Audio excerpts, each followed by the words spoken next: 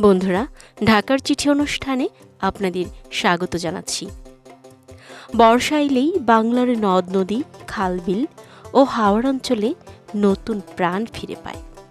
চারিদিকে টইটুম্বুর পানি আর সবুজ প্রকৃতির মাঝে শুরু হয় গ্রাম বাংলার ঐতিহ্যবাহী আনন্দ উৎসব নৌকাবাইচ। এটি একটি শুধু খেলা নয়, বরং বাঙালির লোকসংস্কৃতি ও ঐতিহ্যের এক প্রাণবন্ত অংশ। দীর্ঘ সরু নৌকায় অনেক মাঝি একসঙ্গে বৈঠা চালিয়ে প্রতিযোগিতায় অংশ নেয়। মাঝিদের ছন্দময় বৈঠার শব্দ, সারিগান আর হৈয়াহু শব্দ আর দর্শকদের উল্লাসে নদীর তীর মুখর হয়ে ওঠে। নৌকাবাইচের এক একটি নৌকায় ২০ থেকে ৫০ জন পর্যন্ত মাঝি থাকতে পারে। সবাই একসঙ্গে শক্তি ও কৌশল দিয়ে নৌকাকে এগিয়ে নিয়ে যাওয়ার চেষ্টা করে।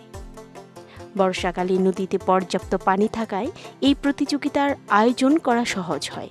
বিশেষ করে কিশোরগঞ্জ, বরিশাল, চাঁদপুর ও ব্রাহ্মণবাড়িয়া অঞ্চলে নৌকাবাইচ খুবই জনপ্রিয়। গ্রামবাসীরা এই উৎসবকে ঘিরে আনন্দে মেতে ওঠে। নৌকাবাইচ আমাদের ঐতিহ্য, সম্প্রীতি ও দলগত ঐক্যের প্রতীক। আধুনিক বিনোদনের যুগেও এই লোকজ খেলাটি বাংলার সংস্কৃতিকে জীবন্ত করে রেখেছে। নৌকাবাইচ গ্রাম বাংলার এক প্রাণবন্ত লোকজ উৎসব। বর্ষাকালে নদীর বুকে যখন সারি সারি নৌকা ছুটে চলে, তখন চারিদিকে আনন্দ ও উল্লাসের ঢেউ ছড়িয়ে পড়ে।